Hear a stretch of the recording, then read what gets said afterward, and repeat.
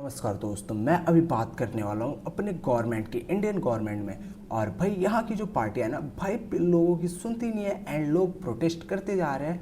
और यहाँ पे भाई गवर्नमेंट अपने मन की जा रही है, गवर्नमेंट को कोई घंटा फर्क नहीं पड़ रहा है। अभी फ़िलहाल मैं ये कुछ चीज़ें वीडियो मैंने ला के रखा है। और भाई यहाँ पे देखिए, अरविंद केजरीवाल संसद में स्पीच, शर्म आती है। मतलब केजरीवाल की ये वाली बात तो माननी पड़ेगी, क्या बेइज्जती करी है अमित शाह की। इससे पूछना चाहता हूँ, कुछ शर्म आती है?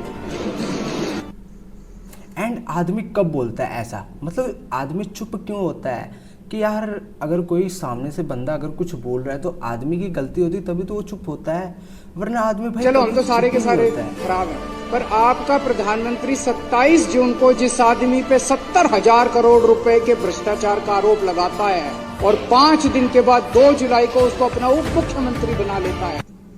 एंड ये यहीं पे भी ख़त्म नहीं होता है, यहाँ पे बहुत सारे ऐसे लोग हैं भाई, अगर तुम करप्शन कर रहे हो ठीक है करते जाओ, एंड अगले दिन 3 से 4 दिन में आप बीजेपी में हो गए तो भाई कोई, यहाँ तक कि मीडिया भी कुछ बोलने लायक नहीं होती है भाई। मतलब आपको बचना है तो बीजेपी क्या मुझे दिखाते हो यार, जब अपनी गली में अपने घर जाते हो।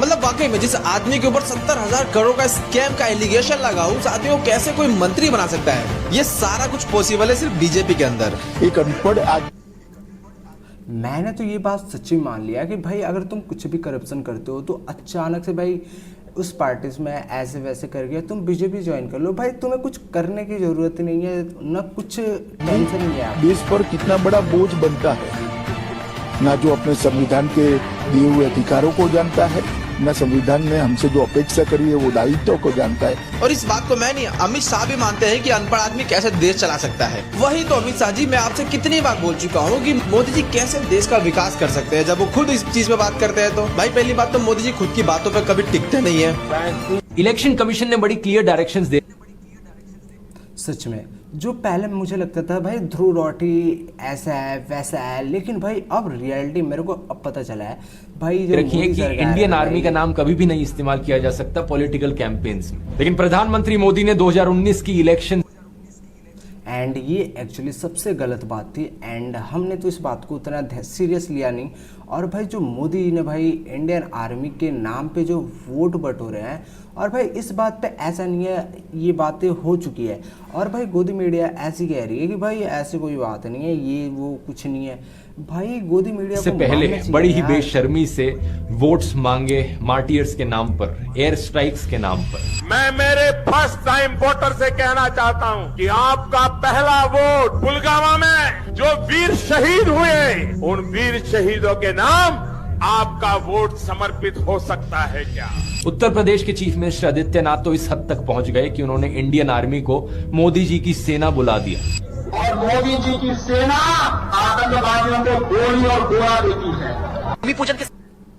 और ये बात भाई मीडिया को करनी चाहिए, बट आजकल के सोशल इन्फ्लुएंसर कर रहे हैं। बट मोदी मतलब मीडिया तो भाई एकदम चुप ही चुप है कि भाई ऐसा होता है चाहे वैसा होता। लेकिन भाई मीडिया को ये ऐसा क्यों बुराई कर रहे हो आप लोग, जनता क्यों बुराई कर रही है गवर्नमेंट की? भाई यार गलती गवर्नमेंट कर रही है, सजा हम किसने किया? नरेंद्र मोदी लोगों को मिल रहा है। शिलान्यास किसने किया? नरेंद्र मोदी ने। उद्घाटन किसने किया? नरेंद्र मोदी ने। प्राण प्रतिष्ठा किसने की? नरेंद्र मोदी ने। ध्वजारोहण किसने किया? नरेंद्र मोदी ने। ट्रस्ट किसने बनाया? नरेंद्र मोदी ने। किसने उसमें चुन चुन के देखो भाई, सारा चीज़ का अगर क्रेडिट लेना होता है ना भाई, अगर कोई नॉर्मल आदमी है ना भाई, वो ले लेगा, ठीक है, लेने को ले लेगा। जब बारी आएगी तो भाई वो एक्सेप्ट भी कर लेगा। लेकिन बड़ा आदमी भाई ऐसा नहीं करने वाला है भाई, वो तो तुरंत पीछे सदस्य डाले नरेंद्र मोदी ने। ट्रस्ट को आरटीआई से बाहर किसने किया? नरेंद्र मोदी ने। देखो, अब लोग कहेंगे कि विपक्ष है तो सवाल उठा रहा है, नरेंद्र मोदी पे, प्रधानमंत्री पे निशाना साध रहा है, लेकिन बात पते की है। जब क्रेडिट लेने की बारी आई तब प्रधानमंत्री नरेंद्र मोदी ने भर भर कर क्रेडिट लिया कि बीजेपी है, राम को लाई है, हम राम को लाए हैं, राम को देखो यार, सारा ट्रस्ट इनका था, सारा मैनेजमेंट सारा इन्हीं लोगों का था भाई। अगर 200 करोड़ का अगर घपला होता है तो भाई उस पर आप आवाज़ तो उठाओ कि आखिर वो पैसा गया किधर, चाहे कैसे क्या हुआ। भाई आपने एक बात भी कुछ बोल नहीं रहे हो, ना योगी जी बोल रहे हैं ना कोई बोल रहा है। अयोध्या वापसी करने वाले हम लोग हैं, ये वो दुनिया भर का तमाशा किया। लेकिन अब जब राम मंदिर से चोरी हुई है, वो भी इतनी बड़ी, 1 लाख 2 लाख की नहीं, 1 करोड़ 2 करोड़ की नहीं, 200 करोड़ की चोरी हुई है। तो अब जब क्रेडिट लेने की बारी आई थी तो आपने भर भर कर क्रेडिट लिया, तो जब जिम्मेदारी लेने की बारी आई, जब राम मंदिर से चोरी हुई, तो जिम्मेदारी क्यों नहीं ले रहे हैं? क्यों नहीं कह रहे हैं जनता के सामने आकर कि हाँ भाई राम मंदिर से चोरी हुई है, ये हमारे राज में हुआ है और हम दोषियों इनफैक्ट अगर तो देखो यार, अब यहाँ पे ये बातें नहीं खत्म होती। अब बात आती है FSSAI की। मतलब कि भाई जो अपना फूड ये है ना, वो बताता है कि हाँ ये अच्छा है, ये ख़राब है। एंड ये खुद भाई मतलब कि आप इंडिया का अगर कोई भी फ्रूट्स अगर बाहर दूसरे देशों में इंपोर्ट करते हो तो भाई ये तो तुरंत डिक्लेन कर देंगे भाई यहाँ का फ्रूट्स वगैरह बहुत ही घटिया होता है, मतलब ज़्यादा से ज़्यादा मिलावटी। ऐसा क्यों भाई? FSSAI जो है, FSSAI जो है भाई वो ठीक से काम करता ही नहीं होगा। Food safety start with accountability. तो भाई जो है वो ठीक से काम करती नहीं है और गवर्नमेंट इसके ऊपर कुछ बोलता ही नहीं है। तो भाई देखो, अगर वो पैसा दे रहा होगा तभी ना गवर्नमेंट कुछ नहीं बोलती होगी। मार्केट में कुछ मिलावट मिल गया तो हालत इतनी खराब है, FSSAI खुद ट्वीट करके बोलता है कि सुनो, हल्दी को ना यूज करने से पहले एक बार पानी में घुल के देख लेना कि उसमें। देखो यार, अगर FSSAI जो है वो खुद ऐसा ट्वीट करके बोल रहा है तो भाई तुम अपना मार्किंग लगा क्यों रहे हो भाई उस पे? यानी कि भाई तेरे को पैसा मिला होगा चाहे कुछ भी, करप्शन तो तुम लोग कर रहे हो सबसे ज्यादा। कहीं कोई मिलावटी रंग तो नहीं। अच्छा, वो काम भी हम करें, आप किस काम जो है। मजे की बात ये कि इनकी टैगलाइन है inspiring trust, assuring safety. Trust market हो रहा है 100, मिलता कितना है 0, और उसमें इतना फेक चल रहा है और उसमें ट्रस्ट कोई नहीं, क्योंकि इनके हिसाब से इनका काम फूड सेफ्टी इंश्योर करना नहीं है, बस रजिस्ट्रेशन करवाना है। देखो यार, रजिस्ट्रेशन कराने के लिए कुछ पैसे मिल जाते होंगे, वो तुरंत अपना FSSAI लगा देते होंगे कि भाई हाँ हमने तो सिक्योर कर दिया भाई, अब पब्लिक जाने, पब्लिक का काम जाने। तो मुझे बस इतना बताओ कि आपकी टैगलाइन में क्यों लिखा है inspiring trust and assuring safe food? सच्चाई यही है कि FSSAI एंड यहाँ पे अभी तक ये बात नहीं खत्म होती, यहाँ तक कि गवर्नमेंट को इस पे ये लगाना चाहिए भाई तू ऐसा काम ही क्यों कर रहा है। इन सब के ऊपर आज तक भी कुछ इस टाइम पे टूथलेस टाइगर गली नुक्कड़ पे कहीं फेक मैंगो शेक मिल रहा है तो वहाँ छापा मार के अपना काम दिखा देंगे, पर जब बड़े बड़े ब्रांड्स की बात आती है, उनके झूठ बोलने की बात आती है, तो ये कुछ नहीं कर पाते। स्वयं भारत सरकार ने घोषित किया है कि पूरे विश्व में बीफ एक्सपोर्ट में हिंदुस्तान नंबर 1 है। किन चीजों के लिए गर्व किया जा रहा है? भाइयों बहनों, आपका कलेजा रो रहा है कि नहीं मुझे मालूम नहीं, मेरा कलेजा चिक चिक करके पुकार रहा है। और आप कैसे चुप हैं, क्यों सह रहे हैं, मैं समझ नहीं पाता हूँ। पीएम बनने के बाद एक्सपोर्ट इंडस्ट्री बंद करवा देंगे अगर आप। क्यों आपका कलेजा तो तब से चीख चीख के रो रहा था, पब्लिक का तो रो नहीं रहा था कलेजा। मैंने देखिए, आज हिंदुस्तान में जो मीट खाता है ना, उसको मीट इतना महंगा हो गया है, उसको बेचारे को बड़ा मुश्किल हो गया है। जो मीट खाने वाले लोग हैं बहुत महंगा हो गया है, अब उनकी भी तो चिंता करनी पड़ेगी आपको। एकदम इन्होंने वक्त बदल दिया, जज्बात बदल। देखो हेल्थ केयर, मैं इस वीडियो को देख के तो मैं ये जान ही चुका हूँ कि भाई देखो, पब्लिक की बातों पे भरोसा कर लेना, लेकिन भाई नेताओं की बातों पे घंटा भर भरोसा के मामले में 65वें नंबर पे हैं। एजुकेशन क्वालिटी में हम 90 रैंक पे आते हैं। भाई आखिर ऐसा काम ही क्यों हो रहा है कि भाई हम एजुकेशन क्वालिटी पे 90 नंबर, लॉ एंड ऑर्डर का पालन करने में हम 79 रैंक पे हैं, और प्रेस फ्रीडम में 159वां रैंक है हमारा। पर कैपिटल इनकम की बात करें तो 124वें नंबर पे आते हैं, और हंगर इंडेक्स पे हम 111वें नंबर पे हैं, और जेंडर इक्वालिटी में 131वां रैंक है हमारा, और लास्ट एनवायरमेंटल परफॉर्मेंस में 176वां रैंक है हमारा। सोचो भाई फिर हम किस चीज में आगे हैं। यही तो मैं भी नहीं सोचता भाई, मैं किस चीज में आगे हूँ देश में। हाँ, पढ़ाई में आगे होने से कोई मतलब नहीं है, पेपर लीक हो जाता है उसमें भी हम लोग पीछे हो जाते हैं, प्लस हम लोग का जो बर्बाद होता है। और भाई अभी बात करते हैं नितिन चाचा की, और नितिन चैलेंज थ्रो कर रहे हैं कि मेरे को एक व्हीकल दिखा लो पूरे वर्ल्ड में जिसमें प्रॉब्लम्स हुई है E20 पेट्रोल की। यार मेरी जो प्लेटिना बाइक है ना, मतलब 2011 की है सर, मैं अभी बता रहा हूँ, उसमें ऐसे गड़ गड़ गड़ गड़ की आवाज़ आने लगी है। पता नहीं क्यों मैं E20 डलवाया हूँ, या फिर मैं उसकी डेली की मतलब महीने महीने सर्विस कराता रहता हूँ। मतलब थोड़ा सा भी अगर कुछ दिक्कत आता है ना, मैं उसको सर्विस। लेकिन भाई जब से मैंने E20 लगाई है ना भाई, मेरी गाड़ी ना माइलेज देती है ना, पिकअप बनाती है। ताऊ जी, अंधों का इलाज होता है, लेकिन जो आदमी आंख बंद करके बैठे उसको कोई कैसे दिखाएगा? वो आदमी, उसकी आंख है, वो देखना ही नहीं चाहता। देखो यार, इसके ऊपर सरकार को बोलनी चाहिए कि यार आप ऐसा क्यों कर रहे हो। यार पोल्यूशन क्या, एथेनॉल जहाँ पे बन रहा है वहाँ पे पोल्यूशन नहीं हो रहा होगा? उससे ज़्यादा हो रहा है भाई। इससे बढ़िया भाई तुम प्योर पेट्रोल बेचो भाई। लोग तो अपना पोल्यूशन सारा का सारा चीज़ करा रहे हैं, लेकिन एक्चुअली तुम ऐसा काम ही क्यों कर रहे हो भाई? मैं आपको ओपन चैलेंज देता हूँ, तुम मुझे दिखाओ कि E20 से प्रॉब्लम नहीं होती। शो में भाई मैं सच बता रहा हूँ, लिटरली E20 से सबसे ज़्यादा प्रॉब्लम है।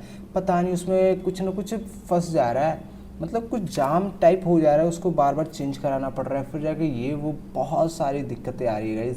एंड अभी तो फ़िलहाल मैं जाता हूँ कोचिंग वगैरह। भाई सोचो मैं उस फ्यूल को अफोर्ड पहले 95 कुछ था और अब है 104 पर लीटर। भाई साहब मैं तो इतना, जो तुमने स्टडी करी थी वो तुम छुपा के बैठ जाते, बोले RTI नहीं देंगे, वो तो नेशनल सिक्योरिटी का इशू है। अगर इतना ही इथेनॉल का पंगा था तो ये यूनाइटेड स्टेट्स अमेरिका वाले और यूरोप वाले इथेनॉल के खेत नहीं खोद देते। एंड अभी मैं बता रहा हूँ गाइस, कल भूटान ने E20 पेट्रोल लेने से साफ मना कर दिया, कह नहीं भाई मेरे को एथेनॉल चाहिए ही नहीं। और यूएस से इथेनॉल एक्सपोर्ट करके इंडिया में आप बेचने लग रहे हो। आपका जो लड़का है वो बिलियनियर हो गया ना, बन गया बिलियनियर, अब उसको क्या ट्रिलियनियर बना के छोड़ोगे? पॉल्यूशन करने लग रहा है E20, पूरे के पूरे देश का पानी खत्म हो जाएगा भाई। एक वॉट देखो यार, अगर तुम एथेनॉल के ऊपर पानी के ऊपर सवाल करोगे ना, यही गोदी मीडिया कहेगी चावल बनाने में इतने 3 किलो चावल बनाने में 3000 लीटर पानी। भाई अगर जिस दिन किसान ने ये सोच लिया भाई कि हमारे ऊपर ये बातें आ रही है, उस दिन सोचो भाई सामान कितने महंगे होने लगेंगे। और किसान ने अगर एक बार ठान ली ना तो भाई हर चीज महंगी। सिटी नेशन के अंदर पेलम पेल गन्ने का जूस बनाया जा रहा है, पेट्रोल पंप बनाने थे, EV चार्जर का इंफ्रास्ट्रक्चर बनाना था, क्या प्लान है? गन्ने की ठेले लगा दो चारों तरफ और क्या गाड़ियों में भर दो। अरे है प्रॉब्लम, आपको प्रूफ चाहिए ही नहीं। अगर आपको प्रूफ चाहिए होता तो प्रूफ तो आपको दुनिया ने दे ही रखा है। आप मोदी जी और उनके साथियों का बस यही सपना, राम नाम जपना, पराया माल अपना। RSS बीजेपी से जुड़े होने के कारण मुख्य ओ भाई साहब, इंडिया मीडिया ऐसी भी बातें बोलती है। आरोपी खुलेआम घूम रहे हैं। प्रधानमंत्री नरेंद्र मोदी, मुख्यमंत्री योगी आदित्यनाथ समेत पूरा देखो देखो देखो तो नीचे क्या लिखा है, look like the payment got, लगता है पैसे आने में ढील। भाजपा RSS का तंत्र चंदा चोरी कांड से जुड़े चोरों को बचाने और मामले को दबाने में जुटा हुआ है। प्रधानमंत्री जी, भगवान श्री राम मंदिर से हुई इस लूट में दोषियों को बचाने वाले भी पूरे गुनहगार हैं। इस घिनौने कृत्य के लिए भगवान श्री राम तो आपको सजा देंगे ही, देश की जनता भी आपको सजा। दुबई के राजा, दुबई के प्रिंस, ये है नितिन गडकरी चाचा जी। भाई दुबई ये है जिसमें पुलिस वाला गिरा है और इंडिया वो है। हिंदुस्तान में आए थे मैं, मोदी जी, हम सब मंत्री 3-4 एक टेबल पर बैठे हैदराबाद हाउस। तो दुबई के प्रिंस ने मोदी जी को कहा कि हमारे लिए एक एहसान कर दो। बोले आपको क्या चाहिए? तो बोले 6 महीने के लिए नितिन गडकरी को दुबई के लिए एक्सपोर्ट कर दो। सच में बहुत ही खतरनाक है। देखो यार, अगर नितिन चाचा गए ना दुबई में तो सच में भाई दुबई जैसा है ना तो एक दुब्बे की तरह हो जाएगा, मतलब डब्बे की तरह। और ये जो बात बोल रहे हैं ना, देखो यार ये इनको खुद समझना चाहिए। मैं देश का नौकर हूँ और बनते हैं लोग मालिक, पॉलिटिशियन लोग निकल चल पा रहे। ऐसी भाषा तो बोलनी नहीं चाहिए मोदी के मंत्री किसानों के प्रति। भाई किसान की जो इज्जत है ना भाई सबसे टॉप पे होती है, लेकिन भाई भारत में ऐसा होता नहीं है, किसानों की कोई इज्जत नहीं करता है। मैं ऐसा बोल रहा हूँ।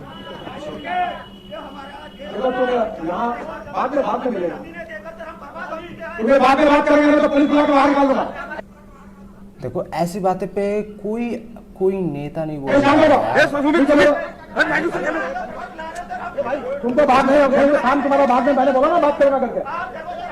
तुम भरते यहाँ कार्यक्रम में मत करो, चल बाहर जाओ, बाहर। जब तो कैसी भाषा में बोल रहा है भाई, सच में जो इज्जत देने का मन कर रहा है मेरे को वो इज्जत भी देने का नहीं मन कर रहा है, भले मैं एंटी नेशनल क्यों ना हो जाऊँ। मुझे मिलने के नाम फर्क पड़ता है। आपके टोल प्लाजा पे ये VVIP। हाँ ये सबसे बढ़िया भाई, तुम पॉलिटिशियन बन गए भाई, तुम्हारा हर जगह पावर होगा। ये नहीं होगा भाई तू नौकर है देश का, लेकिन भाई तू मालिक बन के जी। कल्चर क्यों नहीं बंद होता है? क्यों सारे पॉलिटिशियंस की गाड़ी बिना टोल दिए हुए जाती है? क्यों सारे एमएलए की गाड़ी बिना टोल दिए हुए जाती है? क्यों वीवीआईपीएस को नहीं रोका जाता है? और सारे मतलब उनको प्रिविलेज है, हम सब रुके पैसा दे, उनमें ऐसे कौन सा? यार मैं ये सोचता हूँ जो हमने टैक्स भरते हैं गाड़ियों का सारा चीज़ का, वो पैसा जाता किधर है, वो इन्वेस्ट होता किधर है यार। गवर्नमेंट से हमें ये सब पूछना चाहिए सर। हम ठीक है टैक्स तो भरते हैं, बट वो पैसा किस काम में आता है? ना रोड बनता है, रोड पे गड्ढे होते हैं उसके भी टैक्स दो, जो कमा रहे हो उसके भी टैक्स भरो, सारी चीज़ पे तो tax tax tax tax tax.